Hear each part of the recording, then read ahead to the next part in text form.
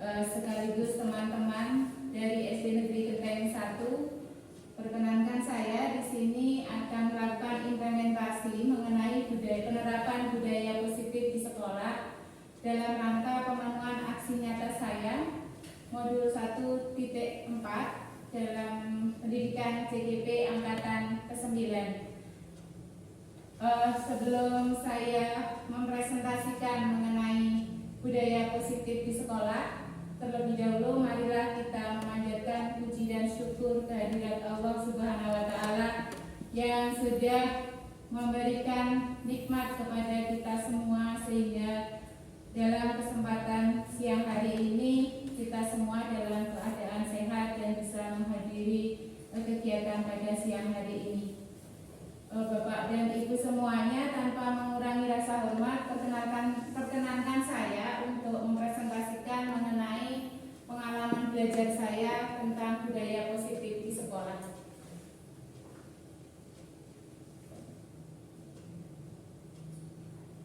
Konsep utama modul 1.4 tentang budaya positif membahas yang pertama mengenai perubahan paradigma belajar, kemudian disiplin positif,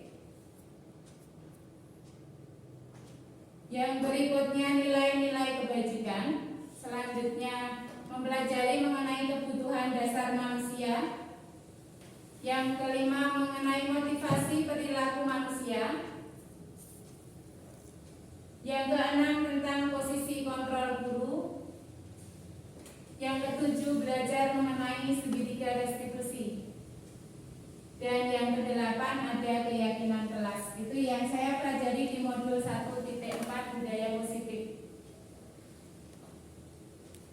Mengenai pembelajaran dengan paradigma baru, Bapak dan Ibu, pembelajaran dengan paradigma baru merupakan pembelajaran yang dirancang berdasarkan prinsip pembelajaran berdiferensiasi, sehingga para peserta didik belajar sesuai dengan kebutuhannya berdasarkan tahap perkembangan mereka untuk mewujudkan profil pelajar Pancasila. Bapak dan Ibu semuanya sudah mengenal profil pelajar Pancasila, diantaranya adalah beriman bertakwa kepada Tuhan Yang Maha Esa dan berakhlak mulia, mandiri, bernalar kritis, kreatif, bergotong royong, serta berkebinekaan global.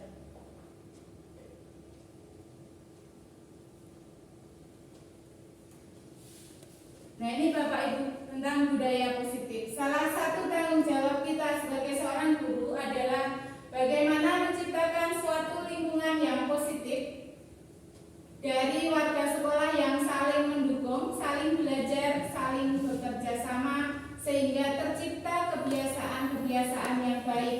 Dari kebiasaan-kebiasaan baik akan tumbuh menjadi karakter-karakter baik warga sekolah, dan pada akhirnya karakter-karakter dari kebiasaan-kebiasaan baik itu akan membentuk sebuah budaya yang positif. Dalam budaya kita, makna kata disiplin dimaknai menjadi sesuatu yang dilakukan seseorang pada orang lain untuk mendapatkan kepatuhan. Kita cenderung menghubungkan kata disiplin tersebut dengan ketidaknyamanan. Biasanya berisi dengan peraturan-peraturan, ya Bapak Ibu, dan peraturan-peraturan itu biasanya bersifat mengikat seperti itu, jadi membuat kita merasa tidak nyaman. Rasanya seperti itu, seperti memaksa nih, seperti ngendikannya Pak Bupati. Sebagai pendidik, tujuan kita adalah mendidik anak-anak yang mempunyai disiplin diri, sehingga mereka bisa berperilaku dengan mengacu pada nilai-nilai kebajikan universal dan memiliki motivasi intrinsik, bukan motivasi ekstrinsik.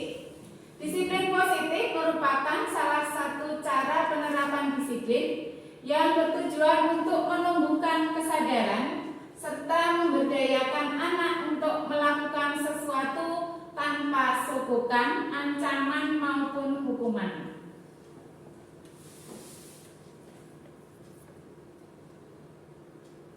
Nilai-nilai kebajikan yang biasanya sudah disepakati, terlepas dari suku, bangsa, agama maupun latar belakangnya.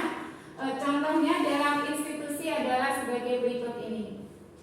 Nah, ini ada profil pelajar Pancasila yang tadi beriman dan bertakwa kepada Tuhan Yang Maha Esa, berakhlak mulia, berkebinekaan global, gotong royong, mandiri, bernalar kritis, ya. Terus kemudian ada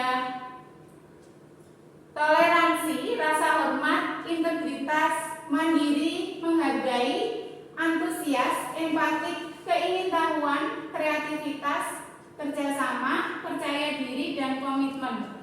Selain itu, ada nilai kebajikan yang lain, yaitu dapat dipercaya, lurus hati, pendengar yang aktif, tidak merendahkan orang lain, dan memberikan yang terbaik dari diri sendiri. Selain itu, masih ada nilai-nilai kebajikan yang lainnya yang bisa kita tumbuhkan dari diri kita maupun dari peserta didik kita. Kebutuhan dasar manusia adalah kebutuhan yang dilakukan untuk mendapatkan apa yang kita inginkan. Jadi seluruh tindakan yang kita lakukan itu memiliki tujuan, dan semua usaha terbaik yang dilakukan dalam rangka memenuhi kebutuhan tersebut.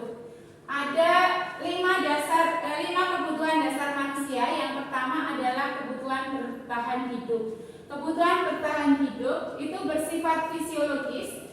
Untuk bertahan hidup misalnya kesehatan, rumah, dan makanan. Kemudian kebutuhan dasar manusia yang kedua adalah cinta dan kasih sayang. Kebutuhan untuk mencintai dan memiliki meliputi kebutuhan akan hubungan dan koneksi sosial, kebutuhan untuk memberi dan menerima kasih sayang, dan kebutuhan untuk merasa menjadi bagian dari suatu kelompok. Kebutuhan dasar manusia yang ketiga adalah kesenangan. Kebutuhan akan kesenangan adalah kebutuhan untuk mencari kesenangan seperti bermain dan tertawa. Nah, yang keempat itu ada kebutuhan akan kebebasan. Kebutuhan untuk bebas itu adalah kebutuhan untuk mandiri, otonomi, memiliki pilihan, maupun bisa mengendalikan arah hidupnya sendiri. Yang terakhir, kebutuhan dasar manusia adalah penguasaan. Kebutuhan ini meliputi keinginan untuk dianggap berharga, bisa membuat perbedaan, bisa membuat pencapaian, kompeten, diakui, dihormati. Ini meliputi self-esteem dan keinginan untuk meninggalkan suatu pengaruh.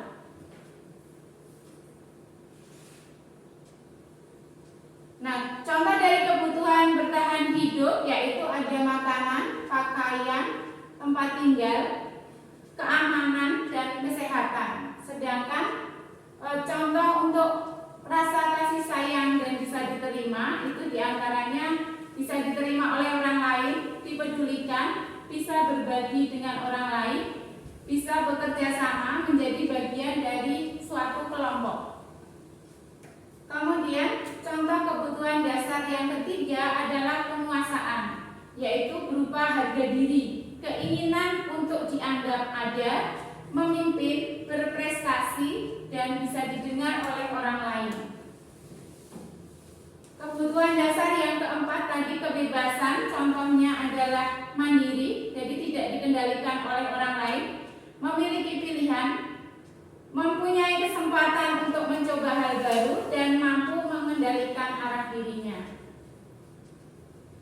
Yang terakhir adalah kebutuhan akan kesenangan, jadi bisa bermain-main dengan teman-temannya, memiliki rasa humor, antusiasme terhadap sesuatu hal, dan bisa tertawa ketika bersama dengan orang lain. Bapak dan Ibu, manusia melakukan sesuatu hal itu ada motivasinya. Jadi menurut Diana Dawson dalam bukunya Restructuring School Discipline ada 3 alasan motivasi perilaku manusia. Alasan yang pertama adalah menghindari ketidaknyamanan atau hukuman. Alasan yang kedua, penghargaan dari orang lain. Kemudian alasan yang ketiga adalah menjadi orang yang mereka inginkan dan menghargai diri sendiri dengan nilai-nilai yang mereka percaya. Ini motivasi yang pertama tadi, menghindari ketidaknyamanan atau hukuman. Motivasi ini adalah jenis motivasi paling rendah. Jadi anak-anak sering bertanya, apa yang akan terjadi jika saya melakukannya? Jadi misalnya anak-anak terlambat ke sekolah, itu pasti bertanya, apa yang akan terjadi jika saya terlambat ke sekolah? Nanti pasti nggak boleh masuk, dihukum, nggak boleh masuk atau berdiri di depan kelas, seperti itu yang menjadi bayangan anak-anak. Kemudian menghindari permasalahan yang muncul, dan ini bersifat ekstrinsik, jadi dipengaruhi oleh faktor luar. Anak-anak menghindari ketidaknyamanan atau hukuman itu dipengaruhi oleh faktor dari luar, bukan faktor dari dalam dirinya sendiri. Kemudian motivasi perilaku manusia yang kedua adalah mendapatkan imbalan atau penghargaan dari orang lain. Sifatnya seperti ini. Yang kedua ini memiliki satu tingkat di atas motivasi yang pertama tadi. Kalau yang pertama tadi adalah hukuman, sekarang adalah penghargaan. Ini tingkatnya lebih tinggi. Anak sering bertanya juga, apa yang akan saya dapat jika saya melakukannya? Jadi misalnya menjawab pertanyaan ke depan, nanti saya dapat apa? Dapat poin nilai kah? Atau dapat bintang kah? Seperti itu. Dan ini biasanya anak-anak mau melakukannya karena iming-iming imbalan. Jadi berkeinginan untuk mendapatkan sesuatu. Nah, ini tidak anak-anak melakukan itu tidak berasal dari hatinya sendiri, tapi itu adalah faktor dari luar, yaitu berupa imbalan yang diberikan oleh gurunya. Kemudian motivasi yang ketiga adalah menjadi orang yang mereka inginkan dan menghargai diri sendiri dengan nilai-nilai yang mereka percaya. Nah, ini adalah jenis motivasi tertinggi. Sering bertanya, akan menjadi orang seperti apa jika saya melakukannya? Jadi jika saya rajin belajar, nanti saya akan menjadi apa ya? Misalnya seperti itu yang menjadi pertanyaan anak-anak. Jadi termotivasi dari dalam dirinya sendiri. Melakukan sesuatu berdasarkan pada nilai yang mereka percayai. Jadi misalnya anak-anak percaya jika saya mengikuti pembelajaran dengan baik, maka nanti saya bisa menyerap ilmu dari pelajaran itu, seperti itu. Jadi bersumber dari dirinya sendiri. Mampu membuat orang mempunyai disiplin positif karena bersumber dari dalam dirinya sendiri. Nah, guru yang baik harus mampu menumbuhkan motivasi yang bersumber dari dalam diri muridnya sendiri, yang disebut sebagai motivasi internal. Murid harus memiliki motivasi untuk menjadi orang yang mereka inginkan dan dapat menghargai diri sendiri dengan nilai-nilai yang sudah mereka percaya. Guru harus menghindari pemberian hukuman dan imbalan untuk meminimalisir motivasi dari luar atau motivasi eksternal. Ini ada contoh konsep disiplin dengan identitas gagal Bapak dan Ibu, yaitu ada hukuman dan penghargaan. Hukuman itu biasanya bersifat menyakitkan, ya. Kalau anak-anak terlambat terus kita hukum berdiri di depan, dia akan merasa malu, itu menyakitkan bagi anak-anak. Tidak nyaman, ya. Kalau misalnya rame terus kita marahi, maka dia merasa tidak nyaman. Murid merasa takut. Jadi murid akan merasa takut dengan hukuman yang diberikan oleh gurunya. Misalnya nanti kalau tidak mengerjakan PR itu harus mengerjakan 5 kali.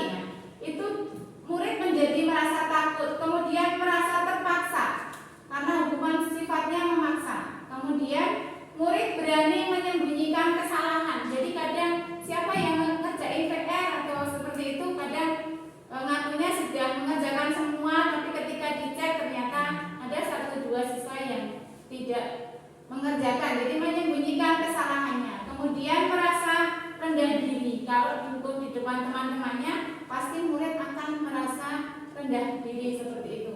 Kemudian identitas gagal yang kedua adalah penghargaan. Penghargaan itu tidak bersifat efektif, merusak hubungan atau menciptakan sifat iri. Jadi misalnya Bapak dan Ibu guru punya hadiah nilai poin 5 untuk siswa yang mau ke depan dan bisa mengerjakan. Misalnya seperti itu. Kemudian ada beberapa siswa yang kok ambar lagi yang ke depan, ambar lagi yang ke depan karena ambarnya pinter misalnya. Kemudian dia menjadi iri karena tidak bisa mengerjakan, jadi nilainya diborong oleh ambar, misalnya seperti itu. Kemudian bisa mematikan kreativitas. Jadi untuk anak-anak yang memiliki motivasi rendah, nanti kalau sudah anak jerat lagi ke depan seperti itu, jadi dia mati lama-lama kreativitasnya seperti itu. Kemudian pemberian ranking, ya, pemberian ranking itu karena tidak berdasarkan kemampuan siswa sendiri-sendiri, nanti juga bisa menimbulkan rasa iri dan merampas hak untuk menghargai dirinya sendiri. Kemudian ini ada konsep disiplin dengan identitas sukses, yaitu ada konsekuensi dan ada restitusi. Pada konsekuensi ini penguatan dalam jangka yang pendek. Kemudian perlu monitoring berkelanjutan, adanya stimulus dan respon, kemudian murid menghormati peraturan dan murid kehilangan waktu untuk merenungi kesalahannya. Sedangkan pada restitusi, konsep disiplin dengan identitas sukses karena siswa akan bertanggung jawab untuk perilakunya. Fokus pada pemecahan masalah jangka panjang, menghormati dirinya sendiri dan orang lain, kemudian menggunakan teori kontrol, dan murid bersemangat dalam memperbaiki kesalahannya.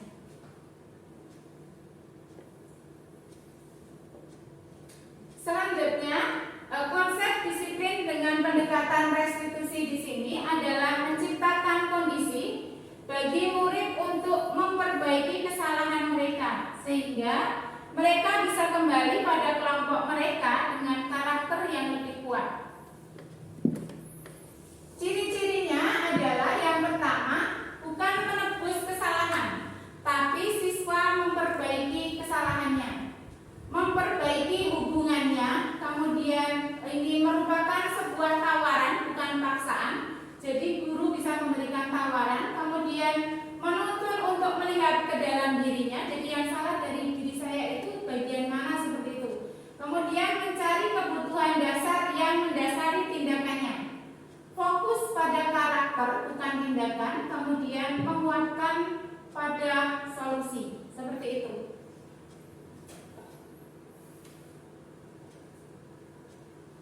Nah, ini perbedaan antara hukuman, konsekuensi, dan restitusi. Contohnya, siswa tidak mengerjakan PR.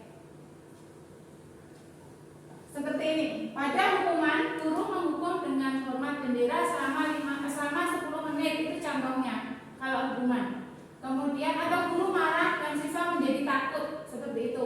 Hukuman itu tidak bersifat mendidik dan hanya bersifat satu arah, karena dari gurunya saja, dan bersifat tiba-tiba tanpa sebuah rencana. Sedangkan kalau konsekuensi itu, guru memberikan konsekuensi dengan mengerjakan PR ketika istirahat, atau menyalin PR-nya sebanyak 3 kali, seperti itu. Atau guru tegas, siswa menghormati peraturan. Kemudian kalau restitusi itu, guru cenderung menanyakan keyakinan kelas atau dirinya dalam membantu siswa menyelesaikan masalahnya, menanyakan solusi yang akan diambil oleh siswa. Jadi guru bersifat terbuka dan siswa menghargai dirinya serta menghargai orang lain. Itu perbedaan antara hukuman, konsekuensi, dan restitusi. Nah, Bapak dan Ibu, saya juga mempelajari perihal posisi kontrol guru. Posisi kontrol guru di sini ada 5 ya Bapak Ibu. Yang pertama adalah guru sebagai seorang penghukum. Seorang penghukum bisa menggunakan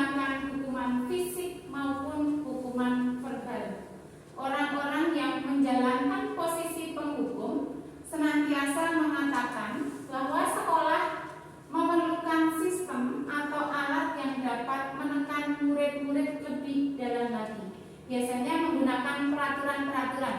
Jadi kalau tidak menggunakan sepatu hitam, misalnya seharian harus lepas sepatu, misalnya seperti itu penghukum. Nah, indikatornya biasanya guru berbicara dengan suara nada tinggi, kemudian matanya melotot dan jari menunjuk yang bersifat menghadik. Tujuannya adalah untuk memberi rasa takut kepada siswa, jadi siswa nanti patuh terhadap aturan yang ada. Itu yang diharapkan oleh guru. Contoh kalimatnya adalah, patuhi aturan sekolah, kamu berdiri di depan barisan, misalnya seperti itu. Itu contoh penghukum. Kemudian posisi kontrol guru yang kedua adalah membuat rasa bersalah. Ini saya masih sering mempraktekkan ini. Jadi membuat rasa bersalah. Pada posisi ini biasanya guru akan bersuara lembut. Pembuat orang merasa bersalah akan menggunakan keheningan yang membuat orang lain merasa tidak nyaman, bersalah, dan merasa rendah diri.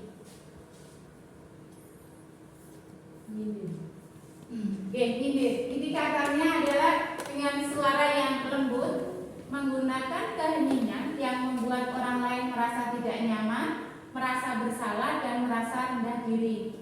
Contoh kalimatnya seperti itu. Ibu sangat kecewa sekali dengan kamu. Beberapa kali ibu harus melihatmu terlambat ke sekolah, seperti itu. Jadi merasa kecewa. Ibu sangat kecewa sekali melihatmu, seperti itu. Itu contohnya. Jadi berbicara dengan suara yang lembut. Nah, posisi kontrol guru yang ketiga adalah sebagai seorang teman. Guru pada posisi ini tidak akan menyakiti murid kepada ibu, namun akan tetap berupaya mengontrol muridnya melalui persuasi. Posisi teman pada guru bisa negatif ataupun bisa positif. Indikatornya adalah suaranya sangat ramah, akrab dengan anak didiknya, suka bercanda, menggunakan bahasa tubuh, merapat pada murid, matanya sedikit berbinar seperti itu, kemudian senyumnya jenaka, jadi siswanya nggak takut, muridnya nggak takut karena gurunya adalah teman, dan tidak menyakiti murid. Di sini berupaya mengontrol murid melalui persuasi, dapat menjadi positif ataupun negatif. Contohnya kalau seperti teman itu misalnya, ayolah bantu, misalnya seperti itu, demi bapak ya. Nanti kalau kamu terlambat sekolah terus, Pak Guru atau Bu Guru bisa dimarahi sama kepala sekolah, misalnya seperti itu. Jadi besok jangan terlambat lagi ya, ayolah mulai sekarang rajin ke sekolah, misalnya seperti itu. Itu jadi menjadi teman untuk muridnya. Saya kan anak kepala sekolah. Anaknya kepala sekolah.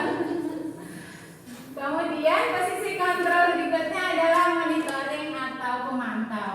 Nah, monitoring di sini berarti mengawasi ya kepada ibu. Jadi sering mengawasi muridnya. Sudah punya catatan berarti ya. Pada saat kita mengawasi, kita bertanggung jawab atas perilaku orang-orang yang kita awasi.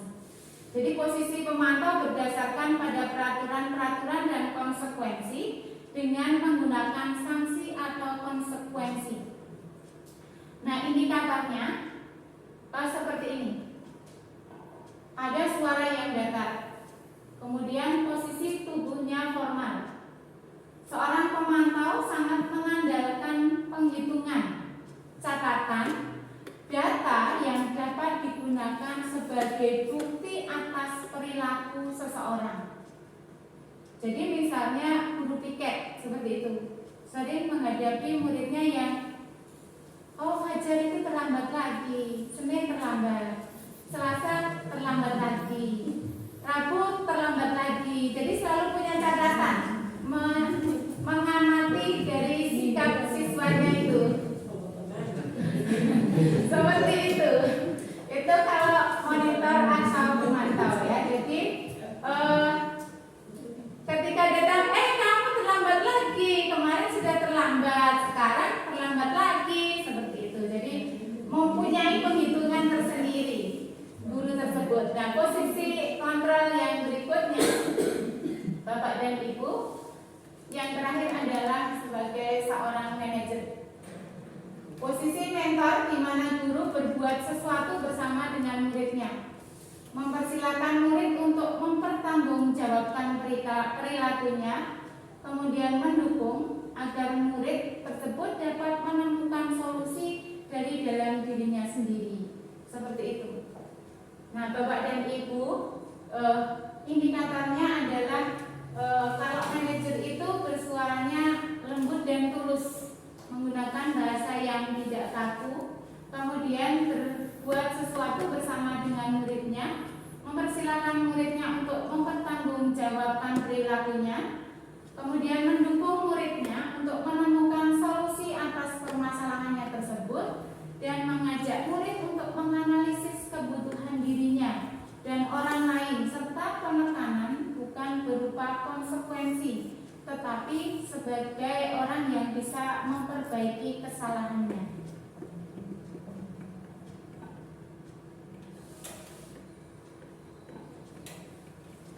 Contoh dari kalimat seorang guru yang memiliki posisi kontrol sebagai manajer adalah seperti ini. Apa yang kita yakini, jadi gitu. Jika kamu meyakininya, apa kamu bersedia untuk memperbaikinya, seperti itu. Terus apa rencana kamu untuk memperbaikinya? Misalnya seperti itu. Jadi memancing supaya murid atau peserta didik tersebut bisa menemukan solusi dari dalam dirinya. Jadi, oh iya, misalnya aku terlambat ke sekolah, berarti aku melanggar peraturan atau tata tertib sekolah, seperti itu. Terus, apa kamu bersedia memperbaikinya? Kalau ditanya seperti itu, maka anak akan tumbuh dari dalam dirinya sendiri tanpa sebuah paksaan. Jadi anak akan, oh iya, saya sudah melanggar, berarti besok saya akan berusaha untuk tidak terlambat lagi misalnya. Atau apa rencana yang akan kamu lakukan? Jadi ketika ditanya, anak bisa mencari solusi. Misalnya besok saya akan bangun lebih pagi lagi sehingga saya tidak terlambat ke sekolah, seperti itu.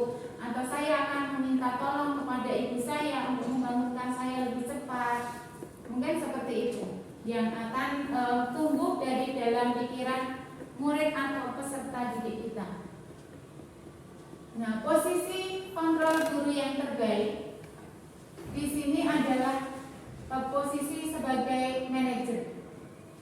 Di posisi ini, murid akan menjadi pribadi yang mandiri karena dia dilatih terbiasa untuk menyadari kesalahannya, menyadari kebutuhannya, kemudian menyadari akan solusi dari masalah yang sudah dia perbuat.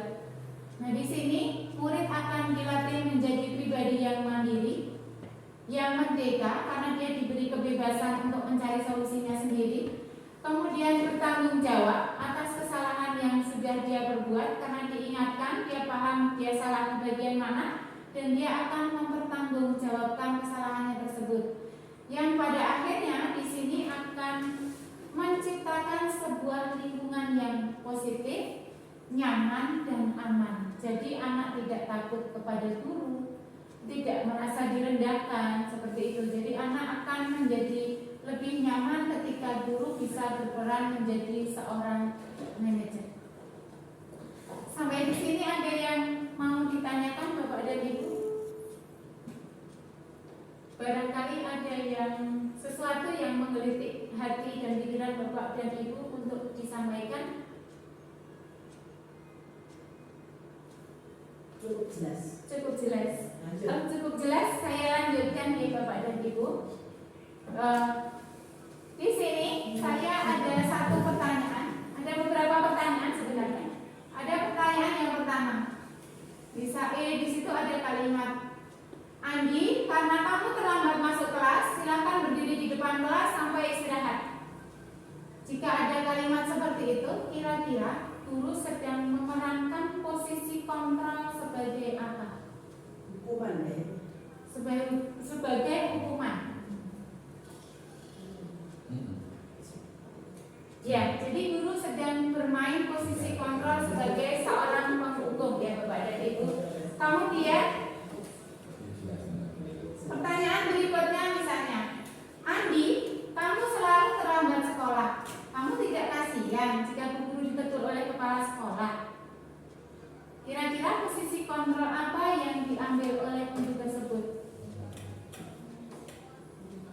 Jadi Andi, kamu selalu terlambat sekolah. Kamu tidak kasihan jika bu guru ditegur oleh kepala sekolah. Kira-kira anak akan merasa bagaimana?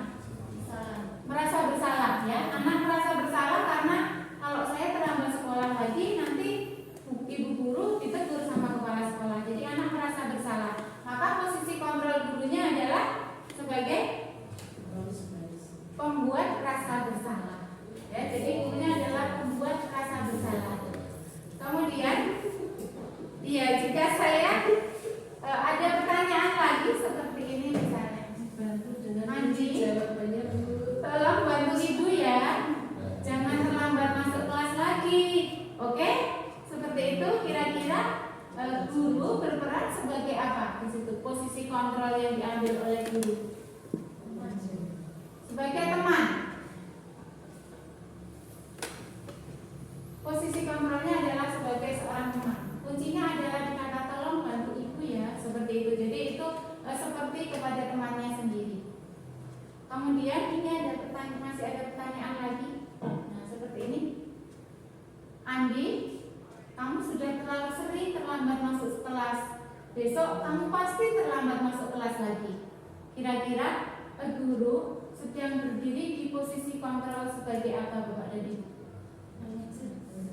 Sebagai manajer. Ada yang lain? Andi, kamu sudah terlalu sering terlambat, jadi punya hitungan.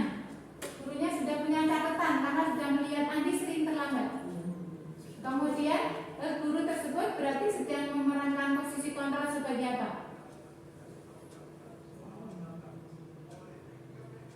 Hari ini terlambat, kemarin terlambat, seperti itu. Jadi kira-kira posisi kontrolnya adalah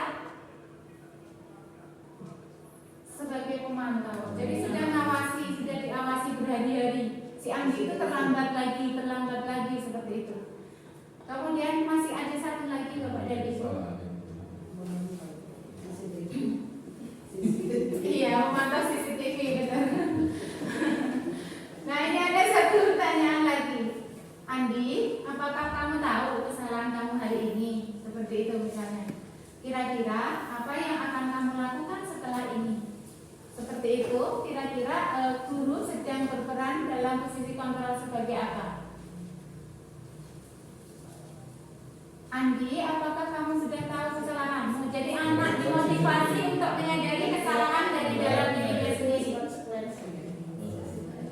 Jadi dia sudah digali supaya dia paham apa ya kesalahanmu hari ini. Jadi dari dalam dirinya dia sendiri dipancing untuk paham kesalahannya apa. Kemudian dia juga dimotivasi untuk dapat menemukan solusi dari permasalahannya. Jadi kira-kira apa yang akan kamu lakukan setelah ini? Seperti itu. Jadi anak sudah diberi motivasi. Kira-kira guru posisi kontrolnya di bagian apa ya?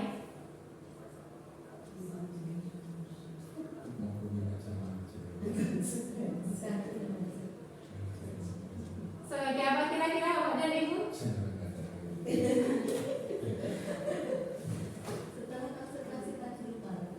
Oh iya, jadi anak itu kalau dia sudah digali untuk paham salahnya di mana, seperti itu ya. Jadi anaknya itu menyadari dari dirinya sendiri. Oh, salahku adalah hari ini telat 5 menit misalnya, seperti itu.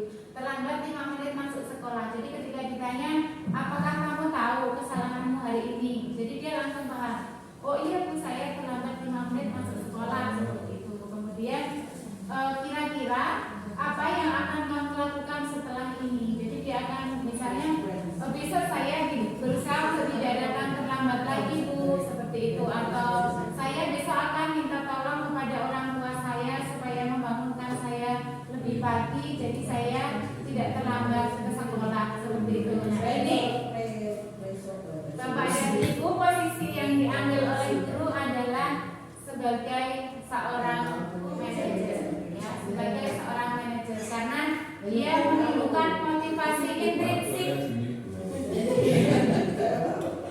menemukan motivasi intrinsik dari dalam diri siswanya sendiri untuk menemukan kesalahan dan menemukan solusi dari kesalahan yang sudah dia buat. Seperti itu. Itu ada 5 posisi kontrol guru. Nah, Bapak dan Ibu, kemudian untuk mencapai disiplin positif, selanjutnya kita bisa membuat keyakinan kelas. Sebagai guru kita bisa membuat keyakinan kelas. Kenapa sih disebut keyakinan bukan disebut sebagai sebuah peraturan? Ada yang tahu kenapa disebut sebagai keyakinan bukan peraturan?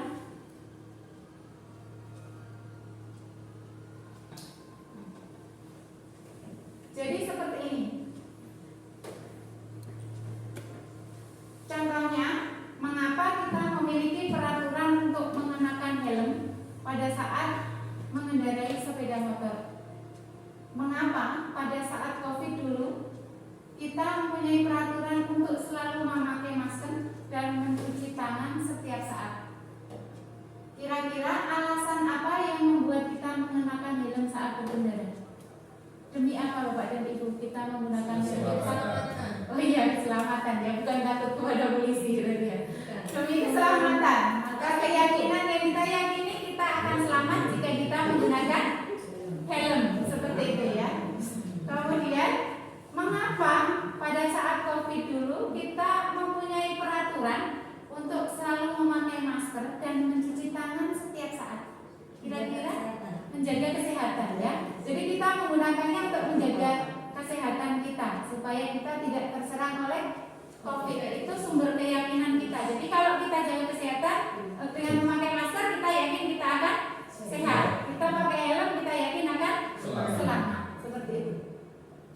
Nah, seperti ini penjelasannya. Jadi benar menggunakan helm pada saat mengendarai sepeda motor itu demi keselamatan. Kemudian memakai masker dan mencuci tangan itu juga demi menjaga kesehatan. Nah, dari keselamatan dan kesehatan itu motivasinya dari dalam diri kita sendiri ya. Jadi kita menggunakan helm itu bukan karena takut polisi ya, bukan karena takut polisi, tapi kita sadar dari dalam diri kita sendiri kalau kita pakai helm maka kita akan selamat, seperti itu. Kemudian memakai masker dan mencuci tangan ya. Itu juga bukan berarti karena aturannya kalau keluar rumah harus jaga jarak, harus pakai masker seperti itu kan, bukan itu. Kita nggak takut dengan peraturannya, tapi kita takut kalau kita nggak sehat, gitu. Jadi kita demi menjaga kesehatan kita. Itu bukan karena peraturannya yang membuat kita pakai masker, tapi karena kita ingin menjaga kesehatan. Nah, itu semua timbul dari dalam diri kita sendiri. Karena timbul dari dalam diri kita sendiri, itu tidak disebut sebagai sebuah peraturan, tapi disebut sebagai sebuah keyakinan, seperti itu. Jadi di sini keselamatan dan kesehatan itu Bapak dan Ibu kita sebut sebagai keyakinan, karena sebenarnya dari dalam diri kita sendiri. Nah, pembentukan keyakinan sekolah atau keyakinan kelas ini bersifat abstrak, jadi berupa ringkasan ya Bapak dan Ibu. Kemudian menggunakan pernyataan yang universal, jadi bersifat umum. Dibuat dalam pernyataan yang positif, jadi tidak ada kata tidak boleh terlambat ke sekolah. Jadi menggunakan kata tidak itu adalah kalimat negatif. Jadi keyakinan kelas yang dibuat tidak boleh menggunakan kalimat yang negatif. Kemudian sedikit saja agar mudah diingat oleh peserta didik kita. Kemudian disesuaikan dengan kondisi sekolah atau kondisi kelas sehingga mudah untuk diterapkan. Yang terakhir, semua warga sekolah atau warga kelas dilibatkan dalam membuat keyakinan kelas tersebut. Bapak dan Ibu, di kelas 6 sudah punya keyakinan kelas yang ditulis oleh anak-anak dan dipajang di papan tulis. Itu berdasarkan kesepakatan awal pada awal semester ini bersama anak-anak, kami membuat keyakinan kelas seperti itu. Di antaranya adalah di situ ada mengumpulkan tugas tepat waktu. Jadi tidak ada kata tidak boleh terlambat mengumpulkan tugas. Jadi tidak ada kata tidak boleh. Maka itu berupa keyakinan karena sumbernya dari kesadaran anak-anak akan mengumpulkan tugas tepat waktu. Kemudian akan menjaga fasilitas sekolah. Contohnya, kemudian bertutur kata sopan kepada teman dan guru. Kalimatnya bukan tidak boleh berkata kasar kepada teman, bukan seperti itu. Karena kalau tidak boleh Jadi kalau iya, bertutur kata sopan mungkin lebih ke yakin dari dalam dirinya sendiri kalau dia senantiasa harus bertutur kata yang sopan. Kemudian ada membuat pemberitahuan jika tidak masuk sekolah. Jadi anak-anak sudah memiliki keyakinan bahwa kalau tidak masuk mereka akan membuat pemberitahuan terlebih dahulu. Kemudian menjaga suasana kelas tetap kondusif, itu katanya bersumber dulu kalau yang cowok itu Bu, kalau keluar kelas itu bisa lebih dari 5 menit seperti itu. Keluar kelas lagi dan mengganggu teman-teman yang ingin berkonsentrasi dalam belajar. Katanya alasannya anak-anak seperti itu, maka disepakati untuk membuat keyakinan bahwa harus membuat suasana kelas tetap kondusif, jadi tidak terlalu sering izin ke kamar mandi. Itu tadi salah satu alasannya seperti itu. Sampai di sini apakah Bapak dan Ibu ada yang ingin bertanya mengenai posisi kontrol guru sama keyakinan kelas? Keyakinan kelas ataupun keyakinan sekolah? Barangkali Bapak dan Ibu ada yang ingin bertanya? Sedikit saja kenapa menggunakan kata keyakinan? Dulu itu kalau mirip dengan kesepakatan itu komitmen ya, sehingga apa yang diuraikan di dalam poin-poin dalam kesepakatan itu bukan keyakinan tetapi komitmen, sehingga komitmen itu perbuatan tanggung jawab dilanggar oleh pembuat komitmen. Iya, mungkin begini ya Bu, kenapa disebut sebagai keyakinan? Karena keyakinan sama komitmen itu tetap sama-sama bersumber dari diri kita sendiri ya Bu. Jadi kenapa digunakan kata keyakinan, bukan peraturan ya Bu yang dimaksud di sini? Bukan peraturan, tapi komitmen. Iya, Peraturan beda lagi karena Oke. peraturan itu ada pelanggaran dan sanksi. Iya, ada pelanggaran, ada Iya, sanksi. iya.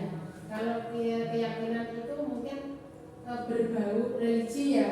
Oke. Itu kadang berbau religi. Apakah memang diarahkan ke situ? Iya, karena kan sesuai dengan profil pelajar Pancasila tadi ya Bu. Yang pertama tadi adalah berkarakter ketuhanan kepada Tuhan Yang Maha Esa. Jadi anak-anak itu lebih diarahkan sebenarnya pembentukan karakternya yang sudah dimiliki anak dari sejak lahir. Sebenarnya anak-anak itu dari lahir itu sudah memiliki kodratnya sendiri-sendiri. Sebenarnya diibaratkan seperti kertas putih yang sebenarnya di situ sudah ada garis-garis karakternya si anak, dan guru hanya tinggal menebalkan saja, mengarahkan. Jadi jangan sampai anak melukis kertasnya itu nanti melenceng seperti itu. Jadi kita lebih ke keyakinan itu karena anak-anak memang diarahkan untuk kembali mengingat kepada Tuhannya bahwa kita tercipta itu karena Tuhan kita seperti itu. Jadi anak-anak karakternya jika dia memiliki keyakinan terhadap yang menciptakannya, maka anak-anak akan cenderung berbuat dalam kebaikan seperti itu. Jadi lebih memilih ke kata keyakinan seperti itu karena Merdeka Belajar itu salah satu aspeknya adalah profil pelajar Pancasila yang salah satunya tadi adalah ketuhanan kepada Tuhan Yang Maha Esa seperti itu. Ada lagi? Bu, mau kenali? Sampun. Ada lagi? Bapak dan Ibu? Badan? Saya lanjutkan jika tidak ada. Nah, Bapak dan Ibu, berikutnya kita akan belajar mengenai segitiga restitusi, yaitu sesuatu proses dialog yang dijalankan oleh guru agar dapat menghasilkan murid yang mandiri dan bertanggung jawab. Karena tadi sebagai seorang guru, tadi kita akan mengarahkan siswa supaya dia bisa menggali apa yang salah dari dalam diri saya. Kemudian siswa secara mandiri dan bertanggung jawab bisa mencari solusi dari masalah yang sudah dia ciptakan seperti itu. Jadi diselesaikan dengan menggunakan segitiga restitusi. Segitiga restitusi yang pertama adalah menstabilkan identitas, kemudian validasi tindakan yang salah, dan yang terakhir adalah menanyakan keyakinannya. Penjelasan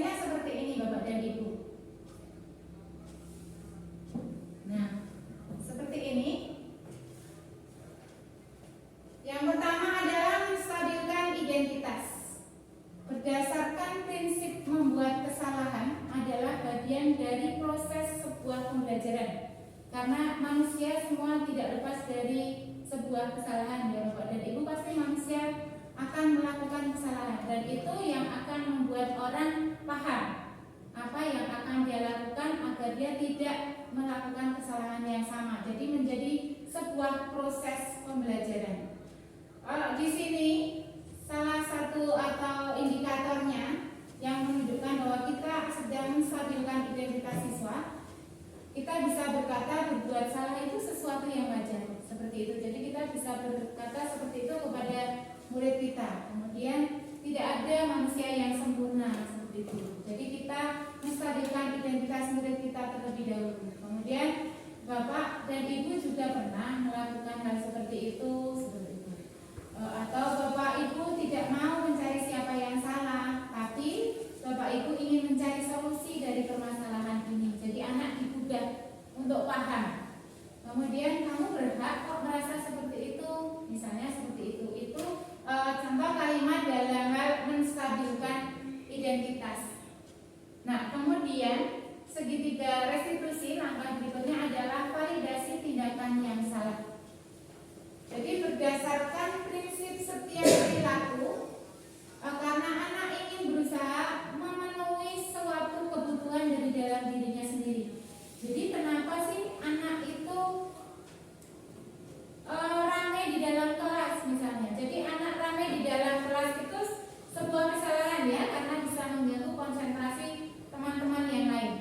Tapi ramai di dalam kelas itu pasti dia punya alasan, punya kebutuhan yang ingin dia dapatkan. Misalnya ingin diperhatikan oleh gurunya seperti itu. Jadi dia ada hal yang mendasari, dia punya kebutuhan untuk diperhatikan, ya, diperhatikan oleh gurunya, maka dia membuat keributan, misalnya seperti itu. Nah, kemudian validasinya bisa menggunakan kalimat-kalimat seperti yang di sampingnya itu, misalnya kamu pasti punya alasan mengapa kamu melakukan hal itu. Seperti itu. Jadi kenapa kamu ramai, pasti punya alasan kenapa dia ramai seperti itu. Atau padahal kamu bisa melakukan yang lebih buruk dari ini. Seperti itu. Kamu patut bangga karena telah melindungi sesuatu yang penting buat kamu. Jadi misalnya dia rebutan mainan sama temennya, seperti itu kan, membuat suasana kelas menjadi gaduh. Seperti itu. Dia melakukan kesalahan karena membuat kelas menjadi gaduh, tapi pasti dia punya alasan, misalnya ingin melindungi barang yang dia miliki misalnya. Terus kamu melakukannya karena mempertahankan sesuatu yang penting bagimu, misalnya seperti itu. Itu salah satu validasi tindakan yang salah terhadap siswa. Dengan kita memberikan kalimat-kalimat positif seperti itu, maka anak akan merasa seperti, oh ibu guru, bapak dan ibu guru itu sedang memahami saya, sedang mengerti saya, sedang memahami saya butuh apa saat ini. Seperti itu. Jadi yang kita harapkan dengan validasi tindakan yang salah ini, maka anak akan merasa bahwa kebutuhannya nanti akan terpenuhi dari bapak dan ibu gurunya. Seperti itu. Nah, segitiga restitusi, langkah yang terakhir adalah menanyakan keyakinan. Berdasarkan prinsip teori kontrol, bahwa pada dasarnya kita termotivasi sebenarnya secara intrinsik, dari termotivasi dari dalam diri kita sendiri. Seperti tadi kita menggunakan helm saat berkendara, itu motivasinya bukan karena takut Pak Polisi, tapi karena kita ingin selamat selama berkendara. Jadi bersumber dari dalam diri kita sendiri. Maka ibu bapak guru bisa menanyakan keyakinan tersebut kepada anak. Misalnya, kamu pasti punya alasan kenapa melakukan ini, seperti itu. Jadi kamu pasti punya alasan kenapa kamu tidak mengizinkan temanmu meminjam pensilmu, misalnya seperti itu. Terus padahal kamu bisa kok melakukan lagi seperti itu, yang lebih buruk lagi, misalnya seperti itu. Nah, itu salah satu menanyakan keyakinan. Terus bisa juga kita bertanya, kira-kira setelah ini, setelah kamu tahu bahwa kamu sudah membuat kesalahan, kamu akan melakukan apa agar kamu tidak terlambat ke sekolah lagi, misalnya seperti itu. Itu salah satu contoh menanyakan keyakinan kepada peserta didik kita. Bapak dan Ibu,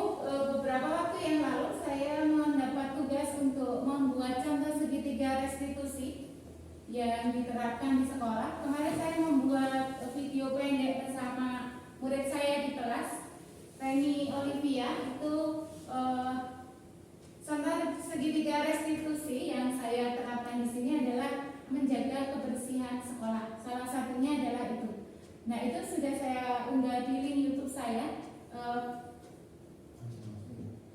Bisa kita lihat. The Bluetooth device is ready to pair. Sebentar ya Bapak dan Ibu.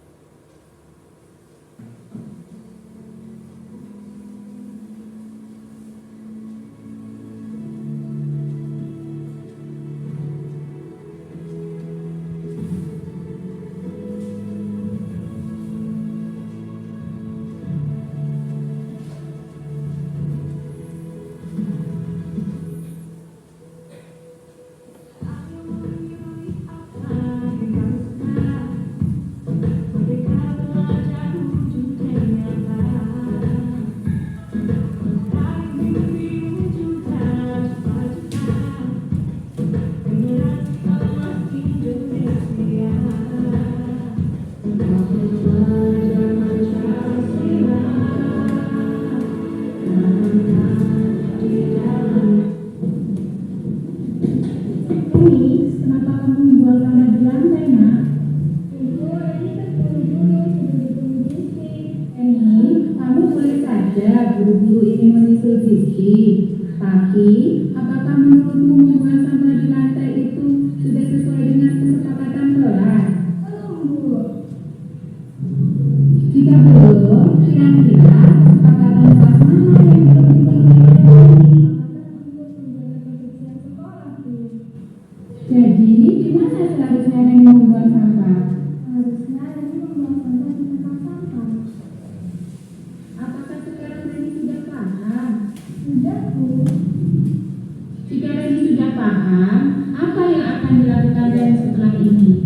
Saya akan membuang sampah ke tempat sampah, Bu, dan saya juga akan mengingatkan teman-teman yang lain. Baiklah, terima kasih Reni. Sama-sama, Bu.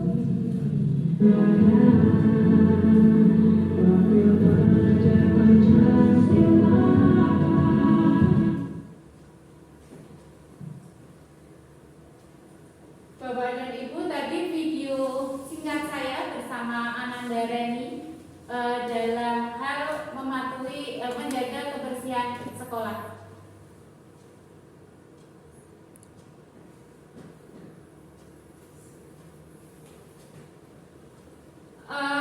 Dalam kasus tadi antara video yang saya buat bersama Reni tadi, di situ saya mengambil posisi kontrol sebagai seorang manajer. Saya menerapkan segitiga restitusi dalam menyikapi kesalahan yang sudah dilakukan oleh Ananda Reni. Segitiga restitusi yang diterapkan oleh saya yaitu yang pertama adalah menstabilkan identitas. Dengan saya bertanya kenapa Reni membuang sampah di lantai. Seperti itu. Kemudian langkah restitusi yang kedua adalah validasi tindakan yang salah. Jadi saya mengizinkan Reni sebenarnya untuk buru-buru menyusul Radisti, tapi dia tidak boleh membuang sampah di lantai. Kan tidak seharusnya Reni membuang sampah di lantai. Maka saya berkata, kamu boleh saja buru-buru ingin menyusul Disti, tapi apakah menurutmu membuang sampah di lantai itu sudah sesuai dengan kesepakatan kelas yang sudah dibuat ya? Jadi dengan begitu Reni menyadari, oh iya saya tidak boleh membuang sampah di lantai, seharusnya saya membuang sampahnya di tempat sampah meskipun saya sedang terburu-buru seperti itu. Nah, kemudian restitusi yang ketiga adalah saya menanyakan keyakinan yang diyakini oleh Reni dengan bertanya, jadi apa yang akan dilakukan Reni setelah ini? Seperti itu. Jadi Reni paham bahwa dia sebenarnya harus membuang sampah di tempat sampah dan dia akan mengingatkan teman-temannya ketika melihat teman-temannya tidak membuang sampah di tempat sampah, dan itu bersumber dari dalam diri Reni sendiri, sumber intrinsik ya, dari kesadaran Reni sendiri, bukan paksaan dari saya sebagai seorang guru. Yang diharapkan dari posisi kontrol manajer dan penerapan segitiga restitusi seperti itu ya Bapak dan Ibu. Jadi diharapkan anak-anak nanti memiliki kesadaran sesuatu hal dari dalam dirinya sendiri. Nah, dari video tersebut, Bapak dan Ibu, nilai kebajikan yang sudah dilanggar oleh Anandareni adalah tanggung jawab, karena dia seharusnya membuang sampah di tempat sampah, jadi dia nggak bertanggung jawab karena membuang sampahnya di lantai, dan dia sudah melanggar komitmen atau melanggar keyakinan tadi ya, karena sudah ada keyakinan kelas kalau dia sampah itu harus dibuang di tempat sampah, tapi dia membuangnya di lantai. Jadi sebenarnya kebutuhan dasar yang diinginkan oleh Anandareni adalah rasa senang, karena dia kalau bertemu dengan Radistri segera bisa menyusul Radistri, maka kebutuhan akan rasa senangnya itu akan segera terpenuhi. Makanya dia asal membuang sampah di tempat sampah demi memenuhi rasa senangnya untuk segera bertemu dengan Ananda Radistri. Seperti itu. Bapak dan Ibu, sampai dengan keyakinan kelas yang sudah kita buat di sini, apakah masih ada pertanyaan lagi Bapak dan Ibu? Tidak ada, nggih? Karena tidak ada, nggih? Bahas tentang video singkat tadi, Nggih? itu tanggung jawab Reni tadi belum sampai ke aksi nyata mengambil sampah kemudian ya? Iya, di videonya belum ada mengambil sampah dan dimasukkan, Baru sebatas iya, baru sebatas kata-kata bahwa dia akan membuang sampah ke tempat sampah. ya, bagusnya itu mungkin sekaligus dengan aksi Nggih. nyata dari apa yang di Iya. desa. Ada lagi? Tidak ada? Nah, itu contoh salah satu keyakinan yang ada di sekolah yang Bapak dan Ibu. Jadi kita harapkan dengan anak-anak punya motivasi intrinsik dari dalam dirinya sendiri untuk melakukan sesuatu hal tanpa adanya unsur paksaan karena takut terhadap hukuman atau keinginan untuk mendapatkan imbalan tadi, diharapkan itu akan menebalkan karakter-karakter yang ada di dalam anak, karakter-karakter baik yang sebenarnya sudah dimiliki anak dari lahir. Seperti itu. Dengan terbiasa dia meyakini sesuatu hal, maka dia secara tidak langsung akan melakukan kebiasaan-kebiasaan yang baik, dan kebiasaan-kebiasaan yang baik tadi akan menciptakan budaya positif di lingkungan sekolah. Seperti itu. Jadi budaya positif memang tidak bisa terwujud secara instan, tapi butuh kerjasama antara seluruh warga sekolah tadi. Seperti itu Bapak dan Ibu. Bapak dan Ibu, jika tidak ada yang ingin ditanyakan lagi, terima kasih sudah membersamai saya sampai dengan waktu ini untuk menampilkan mengenai hal yang sudah saya pelajari tentang budaya positif modul 1.4 dari pembelajaran saya di CGP Angkatan ke-9. Bapak dan Ibu, demikian tadi pemaparan dari saya. Ada kurang lebihnya saya minta maaf karena saya juga hanya manusia biasa yang tidak kurang dari sebuah kesalahan. Ada lebihnya bisa diambil oleh Bapak dan Ibu untuk ditingkatkan di sekolah, dan ada kurangnya itu bersumber dari dalam diri saya sendiri. Demikian presentasi dari saya akhiri. Terima kasih. Assalamualaikum warahmatullahi wabarakatuh.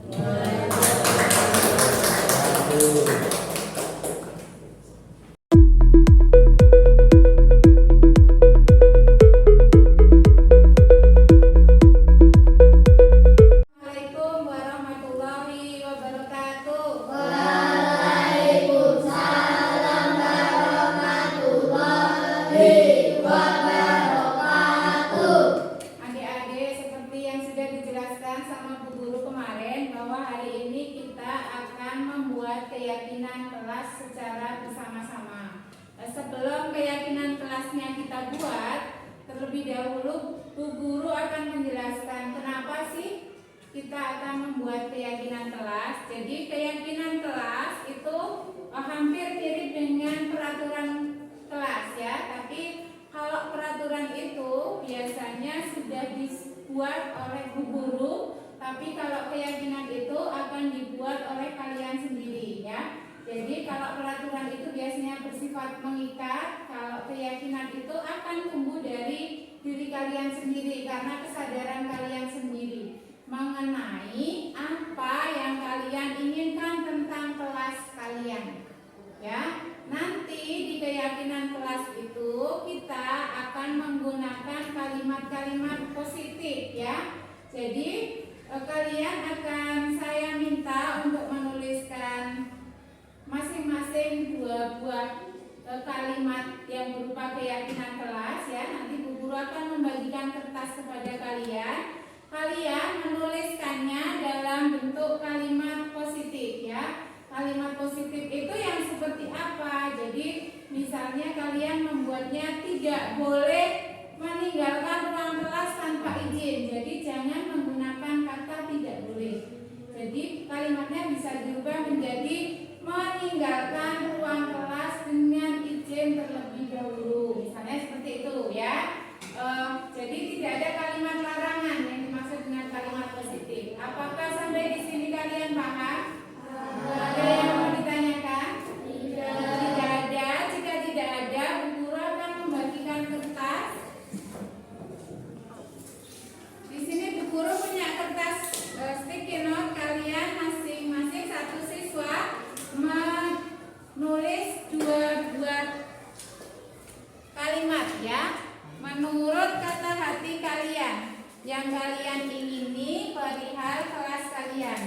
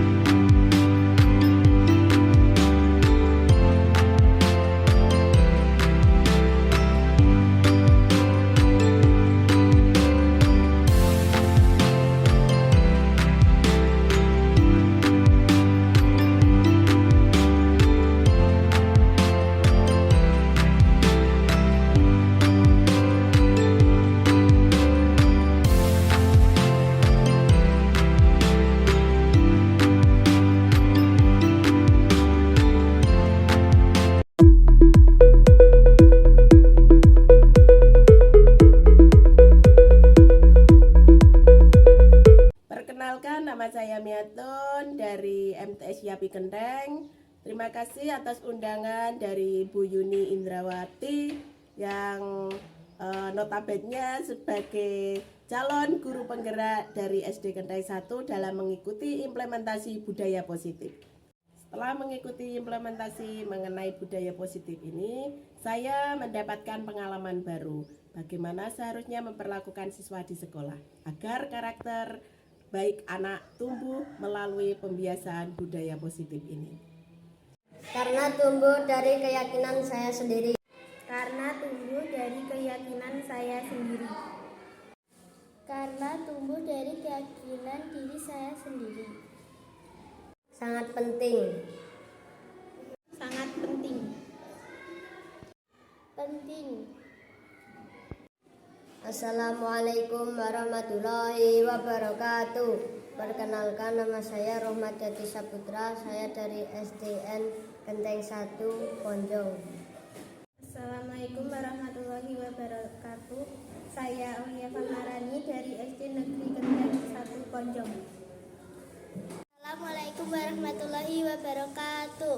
Perkenalkan, nama saya Lavita Najma Zerlinda, kelas 6 SD Negeri Genteng 1 Ponjong.